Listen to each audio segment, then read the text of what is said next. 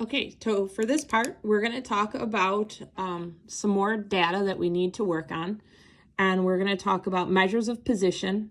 And then for the next part that we do for tomorrow, we're going to show you guys what we do with that data to draw it out so you can look at a graph of some sort. Okay, so here we go.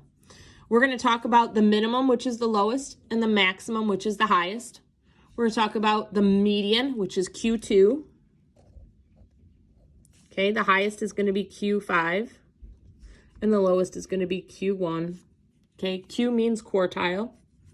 And then in the middle, I'm sorry, this is going to be Q3. Miss Roser, get it together. This is going to be Q4, and this is going to be Q2. Okay, and I'm going to show you how to figure all these out. So here we go. But the first thing we have to do all the time is put it in order. So we're going to start with our smallest number, put it in order to our biggest number. I'm going to do this kind of fast because I think you should be able to handle doing this without any problems. Okay, we've been working on this for a while.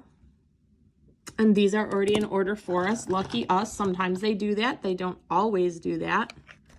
But they did for this one, so that's awesome. Okay, so we're going to go in and we're going to label things. So if they're already in order, we know that this is our Q5, that's our highest. And this is our Q1, that's our lowest. We need to find our median. So we're going to start sliding in. 1, 2, 3, 4, 5. That is your median, right? That's your middle number. Okay, so far, all of this is stuff that we have already done before. This is new, the quartiles. The quartiles are essentially the median of these numbers.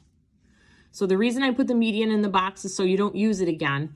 And now we're going to find the median of the stuff on the first side and on the second side. So 1, 2, who is my Q2? The 36. I'm going to go over here. Again, do not use the number in the box. 1, 2, 49 is my Q4. And you're done. So first put it in order, and then you're taking essentially 3 medians. Okay, let's try another one. We were nice enough again to get another one in order. So the first thing we're going to label is Q1, which is our lowest one, the smallest, and Q5, which is the maximum or our biggest. We want to go in and find the absolute middle, the true median. So we're going to start moving in. So 1, 2, 3, 4, 5. So our true median is going to be Q3. It doesn't look like a true median because I actually wrote my 2's bigger than I write my 1's. So sometimes it looks a little off. Okay. So now we have to find the median of each one of these. Remember, don't use the number in the box. So 14 and 20, 16 and 17. So this is my Q2. Over here, I'm going to cover up the first 2, the second 2, and this is my Q4. Okay, now we're going to go to the next one. This one's not in order. So the first thing we have to do is get it in order. So 309, 311,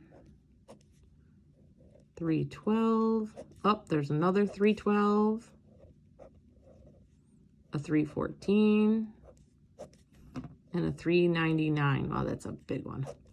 Okay, so we've got them all. We're going to go in and label. We've got our Q1 and our Q5, so our biggest and smallest. We need to go in and find our median. Nope. Well, this one's not nice. Our median is actually 312. So that is going to give us Q3. Okay, so the only one we have left here now for our quarter 2s is we have to figure out what is in between these two numbers, and that's going to give us quarter 2, and what is in between this number, and that's going to give us quarter 4. And you're done with that one. We're going to try another one down here. Let's see what happens here. We got to put it in order first. So 2, 5,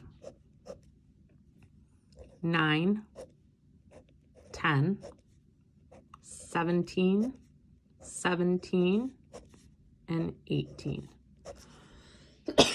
Excuse me. Who's your Q1? Who's your smallest? Well, that's 2.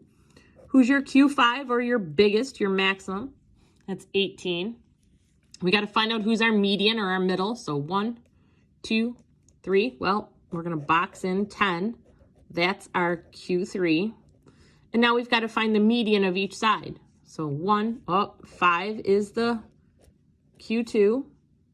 And 17 is the Q4. So tonight you're going to practice a couple of these, just labeling the different parts. And then tomorrow I'm going to show you what we're going to do with them, and we're going to create our graph. Once you've done this, take a picture of it and send it to me on Remind. Thanks.